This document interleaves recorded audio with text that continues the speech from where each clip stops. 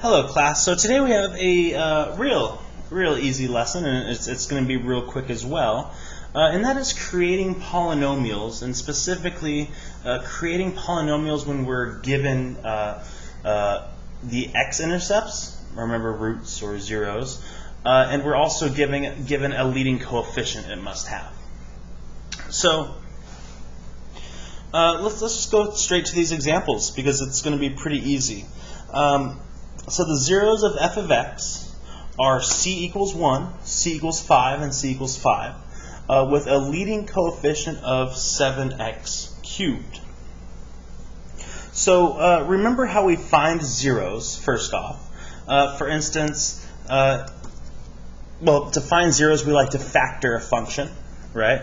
Say if we have something like x minus 3, x plus 2, right? We want to find the zeros. Remember, we set it equal to 0 and set each factor equal to 0 and solve for each x. So in this case, we'd add 3 to both sides, x equals 3, and in this case, we'd subtract 2 from both sides. So x equals negative 2.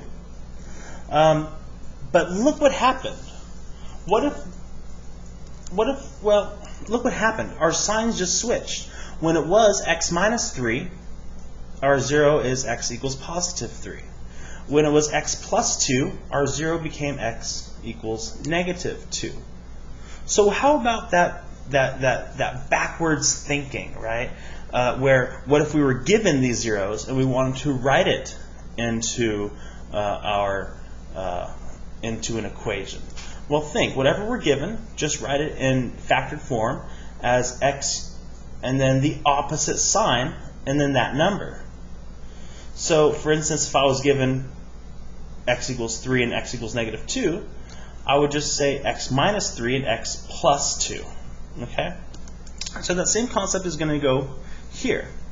The zeros of f of x of our function. So the zeros of our function f of x, well, I'm just going to label f of x, is at 1, 5, and 5. So I'm just going to say x minus 1 because it was plus 1, x minus 5 because it was 5, and since there are two of them, well, I could write it out twice. I could have just written square up here, or I could write it out twice. And there you go. I got the zeros covered. But what about with a leading coefficient of 7x cubed? Well, that is really easy.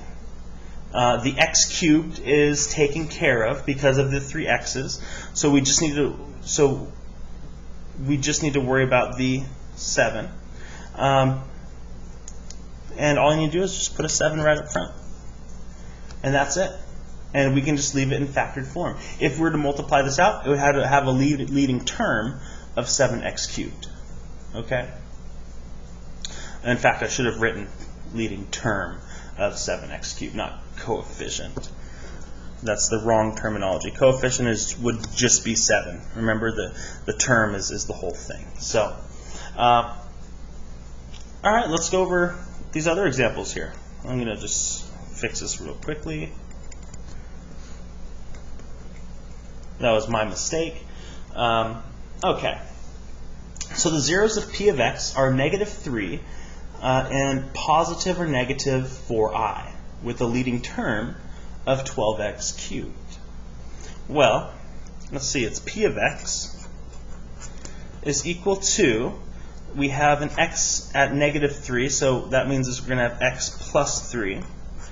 And we have one at positive 4i and one at negative 4i, so I know I'm going to have two of them here. One's positive, one's negative, so if you switch it, still one's going to be positive, one's going to be negative. So I can say x plus 4i and x minus 4i, and that'll take care of both of them. Then a leading term of 12x squared, we'll just put a 12 right up front. And if I were to multiply all this together, I would end up with a leading term of 12x cubed. Okay? And then finally, lastly, the zeros of R of x are c equals positive or negative 4, c equals 7, with the leading term of 22.7, or 20, where did I get 0.7? 22x cubed. So again, it's R of x is equal to, and we have a positive and negative 4, so x equals negative 4, x equals positive 4.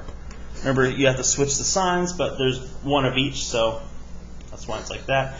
And then c equals 7, so it's going to be x minus 7. Okay. And then has a leading term of 22x cubed. Well, the three x's here have the x cubed taken care of, so we should need to write a 27 out front.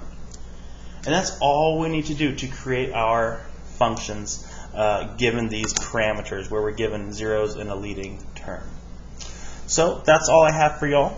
Get started on the worksheet. Let me know if you have any questions.